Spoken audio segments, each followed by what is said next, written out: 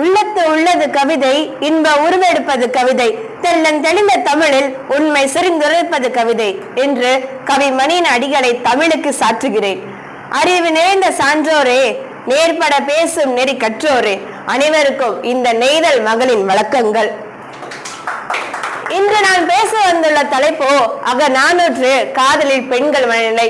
ஒரு பெண்ணாக ஒரு பெண்ணின் மனநிலையை கூற வந்துள்ளேன். காதல் மிகவும் அற்புதமானது. ஓர் அறிவு முதல் 6 அறிவுரை வரை அனைத்து உயிருக்கும் காதல் என்பது ஏற்படும். அக்காலத்திலோ அது இயற்கை புணர்ச்சியாக இருந்தது. ஆனால் இப்போது அது இணைய புணர்ச்சியாக மாறிவிட்டது. இயற்கை புணர்ச்சியா இருக்கிற வரைக்கும் காதல் ரொம்ப ஆழமா இருந்துச்சு, உண்மையாவும் இருந்துச்சு. அதுல ஒரு முக்கியமான விஷயம் என்னன்னா, சங்க இலக்கியத்தை பொறுத்த வரைக்கும் சரி, சங்க காலத்தை பொறுத்த வரைக்கும் சரி, சுற்று ஒருவர் பெயர் கொள்ள பெறார். அதாவது காதலிக்கிற தலைவியோ தலைவனோட பெயரையோ அவங்க சொல்லவே மாட்டாங்க. பொதுப்படையா தலைவன் தலைவி அப்படி சொல்லி முடிச்சிருவாங்களே தவிர பெயர் சொல்ல மாட்டாங்க. இதுல இருந்தே இது ஒரு பொதுப்படையான ஒரு விஷயம் அப்படிங்கிறது தெரிய வருது. அது மட்டும் இல்லாம தமிழர்களுக்கு ஒரு மிக சிறப்பானது, தமிழர்களுக்கே உடையது காதல் திருமணம். ஏன்னா மத்த இலக்கியங்களை எடுத்த வரைக்கும் இவ்வளோ இதுக்கு தனியா இலக்கியம் இருக்குதா அப்படின்னு கேட்டா அந்த அளவுக்கு கிடையாது. ஆனா தமிழ்ல இதுக்குன்னு தனியா அகப்பொருள், நம்ம அகநானூரே அகம் நூல் தான் சொல்றோம். அப்படி தனிப்பட்ட முறையில தனித்து சிறந்து நிக்குது. மேலும் சொல்லணும் அப்படின்னா, இந்த காதல் அப்படிங்கிறதுக்கே 18 வகை நிலையா இதை பிரிச்சிருக்காங்க. அது மட்டும் இல்லாம தமிழர்கள் தன்னோட வாழ்க்கை நிலையை அகம் புறம் பிரிச்சு அகத்துக்கு ஒரு முக்கியத்துவத்தை தனியாவே கொடுத்திருக்காங்க. இன்னொரு விஷயம்னா, காதலை பொறுத்த வரைக்கும் ஆண்களுக்கு ஒரு உணர்ச்சி, பெண்களுக்கு உணர்ச்சி, ஒவ்வொருத்தருக்கும் அந்த உணர்ச்சி வித்தியாசப்படும். இது தமிழர்கள் திணையா பிரிக்கும் போதுமே குறிஞ்சி, முல்லை, மருதம், நெய்தல், பாலை 5ஆ பிரிச்சாங்க. அந்த குறிஞ்சி முல்லையை பொறுத்த வரைக்கும் தலைவன் வேட்டையாடுறதுக்கோ இல்ல கிழங்கு வெடுக்கிறதுக்கோ போயிருவான்.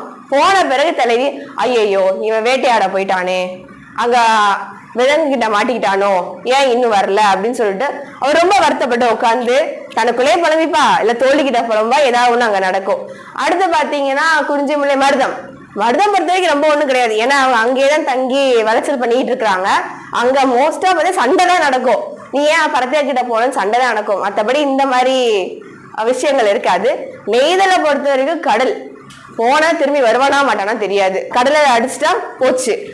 மீன் பிடிச்சிட்டு வரவங்கள பார்க்கும் போல என் தலைவனை பாத்தீங்கன்னா கதறதோ, ஒரு சின்ன சங்குல நெய் ஊத்தி திரி வச்சு விளக்கேத்தி அந்த திரியில அணையாம இருக்கிற வரைக்கும் என்னோட தலைவன் பத்திரமா தான் இருக்கிறான், ஒன்னும் ஆகல அப்படிங்கிற நம்பிக்கையில அந்த சங்க பாதுகாக்கணும்னு சொல்லிட்டு ரொம்பவே கஷ்டப்படுவா.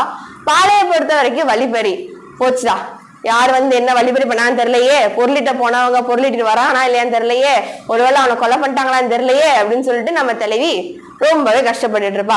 இதெல்லாமே நம்ம சங்க இலக்கியத்தை பத்தியும் இருக்க ஒரு மேலட்டமான ஒரு விஷயம். அடுத்து நம்ம உள்ள தலைப்புக்குள்ள போகலாம். என்னோடது அகநானூறு.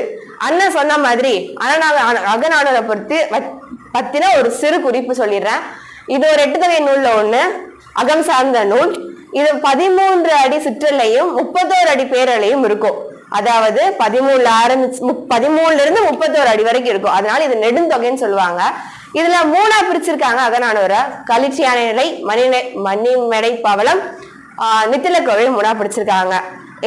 இதுதான் நம்ம அகநானூரோட ஒரு குறிப்பு. அடுத்து நம்ம தலைப்புக்குள்ள போலாம். அகநானூறு காதல்ல பெண்கள் மனநிலை. நம்ம முதல்ல பார்க்க போறது நம்ம நெய்தல் அப்படிங்கிறதுனால நெய்தல்ல இருந்து ஆரம்பிச்சிருவோம். முதல் பாடல் அகநானூர்ல 180வது பாடல். 6 உயிர் தும்பின் கோல்மா வழங்கும் இருநடை தமியன் வருதல் யாதும் அருளான் வாணி தோழி அப்படிங்கிற ஒரு பாட்டு. இது என்னன்னா, இது ஒரு தலைவி கூற்று. அதாவது தலைவி தோழி கிட்ட சொல்றா. என்ன சொல்றானா, தோழியே, நம்ம அன்னைக்கு ஒரு நாள் நம்ம மணல்ல விளையாண்டுட்டு இருந்தோம், பாவையை வச்சு கட்டி விளையாண்டுட்டு இருந்தோம். அப்போ ஒருத்தன் தேர்ல குதிரையை பூட்டி வேகமா வந்தவன் என்ன நினைச்சானோ தெரியல, இங்க இருக்க குவளை மலர் எடுத்து அப்படியே பூ தொடுத்து யாருக்கும் தெரியாம எனக்கு பின்னாடி நின்று அவனோட கூந்தெல்லாம் சூட்டிட்டு போயிட்டான். அந்த பார்க்க எப்படி இருந்துச்சுன்னா, இந்த பறவைகள் எல்லாமே தன்னோட சாப்பாடை தேடி முடிச்சுட்டு ஒவ்வொரு மரமா தாவி போய் உட்காரும் போது அது மேல எப்படி பூந்துழல் மன்னிக்கவும் பூந்தாதுகள் எப்படி விழுதோ அதே மாதிரிதான் என்னோட உடம்புலயும் பொன்னிறமா அந்த பூந்தாது அந்த புல்லரிக்குள்ள அந்த மாதிரி வந்துருச்சு அப்படின்னு சொல்லி நம்ம தலைவி தோழிகிட்ட சொல்றா. இதுல என்னோட பார்வை என்ன அப்படின்னா, தலைவிக்கு என்னமோ காதல் வந்துருச்சு, அவன் சூடின உடனே காதல் வந்துருச்சு. அத தோழிகிட்ட நேரடியா சொல்லாம மறைமுகமா எனக்கு காதல் வந்துருச்சு, நான் இந்த மாதிரி காதல் பண்றேன், எனக்கு உதவி செய்றியா அப்படின்னு கேக்குற மாதிரி நம்ம தலைவி வந்து தோழிகிட்ட தன்னோட மனநிலையை வெளிப்படுத்துறா. அடுத்த பாட்டு அப்படி பார்த்தீங்கன்னா பாலைத்திணை. தூவல் கல்லின் துணை தேர் எந்தை கடியுடை வியல் நகர் ஓம்பினல் உரையும் யாய் அறிவுறுத்தல் அஞ்சி வானால் காவல் நெடுஞ்சமோடு காமம் செப்பேன் யான் நின் கொடுமை கூட நினைவு ஆங்கு இணையல் வாழி தோழி. அதாவது பகலும் வந்துருச்சு போயிடுச்சு, மாலையும் வந்துருச்சு. வண்டினமானது வண்டுல என்ன பண்ணுதுன்னா அங்க இருக்க பூவுல இருக்க எல்லா தேனையும் குடிச்சு முடிச்சிருச்சு. அது குடிக்கிறது கூட தேனே இல்ல, மரத்துல இருக்க பூவை தேடி போயிடுச்சு. இதெல்லாம் பார்க்கும் போதே எனக்கு கஷ்டமா இருக்குது. அது மட்டும் இல்ல, இந்த வானம் இருக்குல்ல, வானம் என் காதுல நான் பிரிஞ்சு இருக்கிறேன், அந்த வான இடி கூட என்னோட நெஞ்ச பிளந்து எனக்கு ரொம்ப வலிக்குது.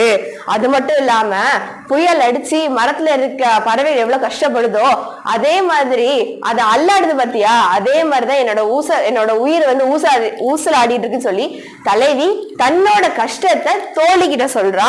அந்த மாதிரி இந்த பாட்டு அமைஞ்சிருக்கு. இத பார்த்து இதுல இருந்து நான் என்ன நினைக்கிறேன் அப்படின்னா, தலைவிக்கு ஏதாவது பிரச்சனை அப்படின்னா யாரை கேட்பாங்க? இப்ப உங்களுக்கு ஒரு பிரச்சனை அப்படி வச்சுக்கோங்க, டக்குனு உங்க ஃப்ரெண்டை தானே கேட்பாங்க. அப்படி இருக்க சில டக்குனு தோழி என்ன யோசிப்பா அப்படின்னா, ஐயோ இவன் இப்படி பேசுறா, இவளுக்கு ஏதாவது நம்மளால அப்படி பையன், நம்மளை பிடிச்சா நம்ம எங்க போறது, இதுக்கு ஒரு வழியை பார்க்கணும் அப்படின்னு சொல்லிட்டு அவ யோசிப்பா. அதனால தோழி வந்து அடுத்த என்ன பண்ணணும், அடுத்த என்ன நடவடிக்கை எடுக்கணுங்கிறத இது மூலமா யோசிப்பா அப்படிங்கறது புரியுது. தலைவியோட வழியையும் காட்டுற மாதிரி என்னோட மனப்பாங்களை நான் இதை பாக்குறேன்.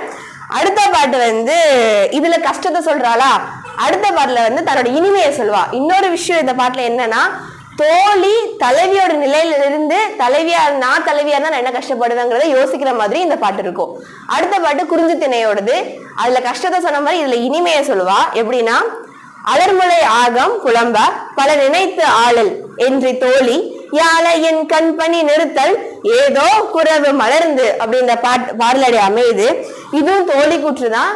தலைவியோட மனநிலையில இருந்து தலைவன் கிட்ட தோழி சொல்றான்.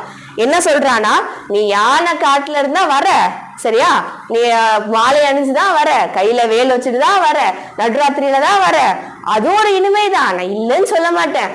ஆனா நம்ம தலைவி எங்க இருக்கா, தாய் தந்தையோட காவல்ல இருக்கிறா. அவ உன்னையே நினைச்சிட்டு நீ நடுராத்திரியில வருவ, யானை விட செத்துட்டு அவளோட இருக்கியான்னு தெரியல, நீ வந்து சரியா மாட்டியான்னு தெரியாம அவ தூங்காம புலம்பிட்டு இருந்தா. நான் அவகிட்ட போயிட்டு தலைவன் வந்துருவான், அவ வீரம் வைக்க வந்தா நீ வருத்தப்படாத நானும் சொன்னேன். அவ என் பேச்ச கேட்டு அவளும் தூங்காம தூக்கத்தை துணையா போர்த்தி உனக்காக காத்திருந்தா பாத்தியா, அதுதான் நீ வந்ததோட இன்னும் இனிமையான ஒரு விஷயம் அப்படின்னு சொல்லி நம்ம தோழி வந்து தலைவன் கிட்ட சொல்ற மாதிரி அமைஞ்சிருக்கும். இதுல இருந்து நான் என்ன நினைக்கிறேன் அப்படின்னா, காத்திருப்பு அப்படிங்கிற ஒரு விஷயம் பெண்களுக்குரியதா தனியா காட்டுறாங்க. ஏன்னா ஆண் நினைச்ச இடத்துக்கு போயிட்டு வரான், ஆனா பெண்ணை விடுறாங்களா? விடுறது கிடையாது. அப்போ அந்த தலைவன் வந்து எங்க போனாலும் தோழியை தேடிதான் வரான். அப்ப மணிக்கவும் தலைவியை தேடிதான் வரான். தலைவி வந்து காத்துட்டு இருக்கா. அந்த காத்திருப்பு பெண்களுக்குரியதா இருக்குது அப்படிங்கிறது எனக்கு தோணுன ஒரு விஷயம். அடுத்த பாட்டு அப்படி எடுத்துக்கிட்டீங்கன்னா இதுவும் பாலை நிலம் தான். இது இந்த கூற்று என்ன, தலைவி கூற்று. அதாவது தலைவி தோழி கிட்ட சொல்றா. என்ன சொல்றா அப்படின்னா, அருவி ஆன்ற உயர் சிமை மருங்கில் பெருவிழா விளக்கம் போல பல உடன் இல மலர்ந்து இலவமோடு நிலை உயர் பிறங்கள் மலை இறந்தோரே. அதாவது தலைவன் நான் ஏற்கனவே சொல்லிட்டேன், இது பாலை. அந்த பாலை நில போற வழி எப்படி இருக்குன்னா, ஒரே கள்ளச்செடி முளைச்சிருக்கும், கள்ளிக்காடு. அது ரொம்பவே வறட்சி, பாலைவன தண்ணி எதுவும் இருக்காது, ரொம்பவே வறட்சியான ஒரு இடம். அந்த இடத்துல நம்ம தலைவன் போறான், போற இடத்துல ரொம்ப வறட்சியா இருக்கு. அங்க இருக்க மான் எல்லாத்தையுமே புலி வேட்டையாடுது. மான் கொம்பு மட்டும் தான் இருக்குதான், வேற எதுவுமே கிடைக்கல. அந்த அளவுக்கு வேட்டையாடிடுது. வேட்டையாடு அந்த வழியில என் தலைவன் போயிருக்கான், அவன் எப்படி வருவானோ தெரியலையே, உயிரோட இருப்பானான்னு தெரியலையே. அது மட்டும் இல்லாம பிணந்தினி கழுகு பருந்து கூட அந்த இடத்துல இருக்கும். அவன் இப்படி போயிட்டானே, இப்ப நான் என்ன செய்வேன் அப்படின்னு சொல்லிட்டு நம்ம தோழி கிட்ட வந்து இவ தலைவி அழுதுட்டு இருப்பா. தோழி போயிட்டு நீ அழாத, அவன் பத்திரமா வந்துருவான்னு சொன்னாலுமே தலைவி என்ன சொல்றானா, நீ அழாதன்னு சொல்றியே, அவன் என் தலைவன், எப்படி என்னால அழாம இருக்க முடியும், நானும் அழக்கூடாதுன்னு தான் நினைக்கிறேன். ஆனா இங்க இருக்கிற எல்லா மரத்துலயும் பாரு, எல்லா இனத்தோடையும் சேர்ந்துருச்சு பறவை எல்லாமே, அதெல்லாம் சேர்ந்து கத்திக்கிட்டு இருக்குது. குயில் கூவுறத பார்த்தா எனக்கு என் தலைவன் தானே ஞாபகம் வருவான், நான் எப்போ அப்ப என் தலைவனோட சேர்றது, நான் அழக்கூடாதுன்னு நினைச்சாலும் கண்ணீர் தானா வருது அப்படின்னு சொல்லிட்டு நம்ம தலைவி வந்து தோழிகிட்ட சொல்ற மாதிரி அமைஞ்சிருக்கும். இது எப்படி எனக்கு தெரிஞ்சது அப்படின்னா, இந்த இடத்துல வந்து நம்ம தோழியோட மன மன சிந்தனை தான் பார்க்கணும். என்னடா அவ இப்படி புலம்ப ஆரம்பிச்சிட்டா, முன்னாடிதான் புலம்பாம கொஞ்சம் சைகை காட்டினா அதுக்குள்ள புலம்ப ஆரம்பிச்சிட்டாலே, இவ எப்படி வாழ்வா, அவனை விட்டுட்டு கொஞ்ச நாள் கூட தாக்கு பிடிக்கல, இவளால வாழ முடியாது, முதல்ல போய் நம்ம தலைவனை பார்க்கணும், பார்த்துட்டு எப்பா சாமி தயவுசெய்து வந்துரு, இல்லைன்னா இவ அழுதே இவ பைத்தியம் ஆயிடுவா, அப்புறம் ரொம்ப கஷ்டமா போயிடும், இவன் சமாளிக்கிறதுக்கு இன்னும் கஷ்டமா இருக்கு, அதனால போய் வந்துருன்னு சொல்லி நம்ம தோழி யோசிப்பாளோ அப்படிங்கிற ஒரு சிந்தனை எனக்கு வந்துச்சு என்னோட இதுல இருந்து. அடுத்த பாட்டு பாலை. இது தலைவி தோழிக்கு சொல்றது.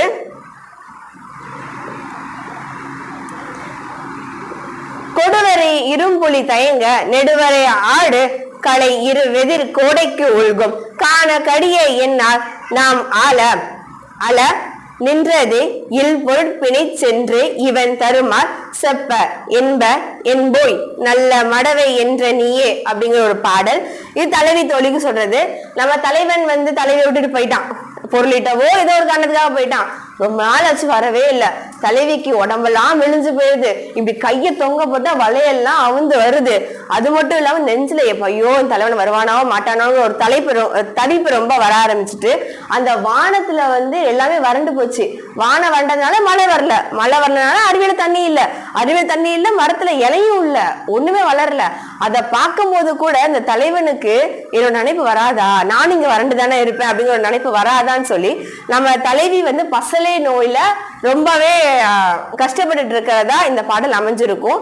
இதுல இன்னொரு விஷயம் என்னன்னா, கூற்று என்னமோ தலைவி தோழி தான், ஆனா இதுல செவிலியோட மனப்பான்மை இந்த இடத்துல கொண்டு வரலாம் எனக்கு தோணுச்சு. ஏன்னா இந்த இடத்துல செவிலி வந்து கண்டிப்பா பார்த்திருப்பா, என்னடா மகள் வந்து இப்படி உடம்பு மெலிஞ்சு போயிருக்காளே, அவளுக்கு என்னாச்சு ஏதாச்சுன்னு சொல்லிட்டு அவ கண்காணிக்க ஆரம்பிச்சிருப்பா.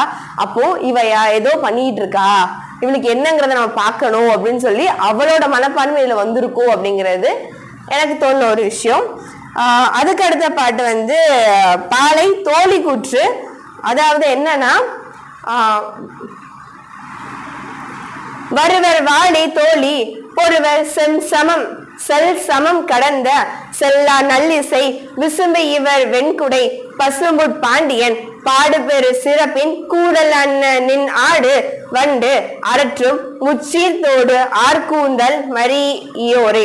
அதாவது தலைவன் வந்து வெளிநாட்டுக்கு வந்து வேலைக்கு போறான் அப்படின்னு சொல்லி சுத்தி இருக்க எல்லாருக்கும் தெரிஞ்சு போச்சு. அந்த சுத்தி இருக்க எல்லாரும் என்ன பண்றாங்கன்னா, தலைவி கிட்ட வந்து உன்னோட தலைவன் வந்து வெளிநாட்டுக்கு போறான்னு சொல்லவும் அதை தாங்கிக்க முடியாம தன் தோழிட்ட போய் தலைவி புலம்புவா, இந்த மாதிரி தலைவன் வெளிநாட்டுக்கு போறான், நான் என்ன செய்யட்டும் தெரியலையே அப்படின்னு சொல்லிட்டு அவ புலம்புவா. அவ புலம்புனதை கேட்ட உடனே தலைவி ஐயோ இவன் மறுபடியும் புலம்ப ஆரம்பிச்சான்னு சொல்லிட்டு, சரி நான் உனக்கு ஒரு சிந்தனை கொடுக்குறேன் அதை செய்யன்னு சொல்லி தலைவனை வந்து வெளிநாட்டுக்கு விடாத, ஏதாவது பேசி அவனை இங்கேயே இருக்க வச்சிரு, அவன் வெளிநாட்டுக்கு போனா நல்லது கிடையாது, அப்படியும் அவன் பேச கேட்கலையே உன் கண்ணுல மயங்கி உன் கண்ணாலே மயக்கிரு அப்படின்னு சொல்லி முடிச்சிருவா. இதுல எனக்கு என்ன தோணுச்சுன்னா, தலைவனை போக விடக்கூடாது, அதுதான் இங்க ஒரு திட்டம் போடுறாங்க.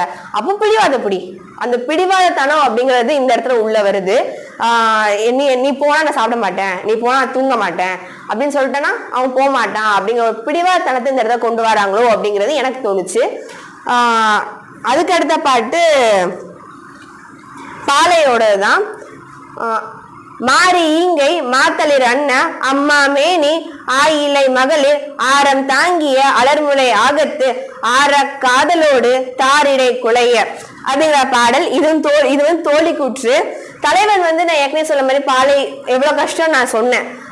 அந்த இடத்துல போயிட்டு அவன் கஷ்டப்பட்டு ஒரு இடத்துல பொருளிட்ட போறான் வருவானோ மாட்டானோ தலைவி வரந்த தோழி என்ன சொல்றானா, நீ கவலைப்படாத, அவன் போன இடமும் ஒரு கூடல் நகர், அங்க நிறைய வண்டுகள் வந்து ரிங்காரம் இடும், உன்னோட கூந்தல நீ நிறைய பூ சூடுற, அதையும் நிறைய வண்டுகள் ரிங்கார இடத்தை அவன் பார்த்திருப்பான்.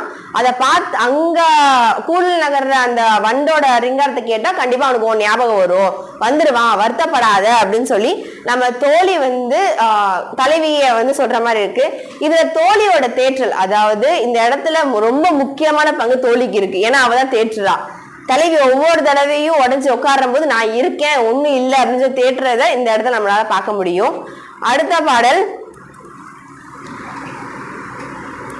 முளைவு முகம் புலரா விளவுடை வியல் நகர் வதுவு மேவலன் ஆகலின் அது புலந்து. இது மருத நிலத்தோடது. இதுல என்ன ஆச்சுன்னா, இது வாயில் மறுப்பா அமையுது. ஒன்னும் இல்ல, தலைவன் வந்து பரத்தையை நோக்கி போயிடுறான். இந்த இடத்துல தலைவன் தலைவிக்கு நடுவுல சண்டை தீர்த்து வைக்கிறதுக்கு விரலி அப்படிங்கிறவங்க வர்றாங்க. விரலி வந்து தலைவி கிட்ட பேசுறாங்க. தலைவி வந்துட்டு, ஆமா அவன் நினைச்சா போவான் நினைச்சா வருவான், நான் என்ன விட்டுட்டு இருக்கணுமா, என்னெல்லாம் விட முடியாது, அவன் அவகிட்டே போட்டோம் அப்படின்னு சொல்லிட்டு அந்த வாயில மறுத்துடுறா. அப்படிதான் இந்த பாட்டு அமைஞ்சிருக்கு. இந்த இடத்துல விரலியோட மனநிலைன்னு சொல்லி பாத்தீங்கன்னா அவளை பொறுத்த வரைக்கும் சேர்த்து வைக்கணும் ரெண்டு பேரையும். அதுதான் வாயிலா வர, ஏம்மா உனக்கு மட்டும்தான் அவன், உன்னை நினைச்சு மட்டும்தான் வரான், உன் அன்பு மட்டும்தான் அவனுக்கு வேணும், நீ அவனை ஏத்துக்கும்னு சொல்லி அவளோட மனநிலை அவ எப்படியா சேர்த்துடணும் அப்படிங்கிற மாதிரி அவ வரா. இங்க தலைவியோ அவளுக்கு அந்த இடத்துல காதல் இருக்குதான், இல்ல நான் சொல்ல மாட்டேன், இருந்தாலும் ஒரு கோபம், எனக்கு தான் அவன் அப்படிங்கிற கோபத்துல அவ மறுத்துடுற மாதிரியும். பரத்தையரோட மனநிலை எப்படி வருதுன்னா, வா வந்தா வா போனா போ, எனக்கு அதை பத்தி கவலை கிடையாதுங்கிற மாதிரி இந்த பாட்டு வந்து முடியுது. இது வரைக்கும் நான் சொன்ன பாட்டை வச்சு பொதுப்படையா பார்த்தா 4 விஷயம்தான். இது தலைவி, தோழி, செவிலி, நற்றாய், இவங்க 4 பேரு தான் சங்கலிக்கத்தை பொறுத்த வரைக்கும் பொதுவா இருக்கிறவங்க. தலைவி ரொம்ப முக்கியமான ஒரு பங்கு. ஏன்னா எல்லாமே தலைவி இல்லாம எதுவும் நடக்க போறது இல்ல. எல்லாத்துலயுமே அவனுக்கு வந்து தேற்றுறதுக்கும் தலைவனை பத்தி ஏங்கிட்டே அவன் நல்லா இருக்கானோ இல்லையோ அப்படிங்கிற ஒரு காதலோடையே அவ வாழ்க்கையை நடத்திடுவா. அடுத்து ரொம்ப முக்கியமான பங்கு தோழிக்கு. ஏன்னா தூது போறதோ இல்லைன்னா தலைவனை பத்தி சொல்றதோ தலைவியை தேற்றுறதோ வந்துடுவான் கவலைப்படாதன்னு சொல்றதோ எல்லாமே தோழியோட தான் இருக்கு. செவிலியை பொறுத்த வரைக்கும் இவ ஏன் இப்படி இருக்கிறா அதை முதல்ல கண்டுபிடிக்கணும்னு சொல்லி கண்டுபிடிச்சு அவளுக்கு ஒரு நல்ல வாழ்க்கையை அமைச்சு கொடுத்து அதை அம்மா கிட்ட கொண்டு போய் சொல்றது எல்லாமே செவிலியோட பொறுப்பா இருக்கு. நற்றாய் வந்து செவிலியை வந்து சொன்ன உடனே நற்றாய் தன்னோட கணவன் கிட்ட போய் அப்படி நாசுக்கா தான் பிள்ளைய பத்தி சொல்லி அத சரின்னு சொல்லி வாங்கி அந்த கல்யாணத்தை வந்து நல்லபடியா முடிச்சு கொடுக்க வேண்டிய பொறுப்பு நற்றாய்க்கு வந்துடும். இவங்க 4 பேருமே ரொம்ப முக்கியமான ஒரு இடத்துல வந்து சங்கலிக்கும் சரி அகநானூர்லயும் சரி இருக்கிறாங்க. எனக்கு வாய்ப்பு அளித்து மிக நன்றி கூறி விடைபெறுகிறேன். நன்றி, வணக்கம்.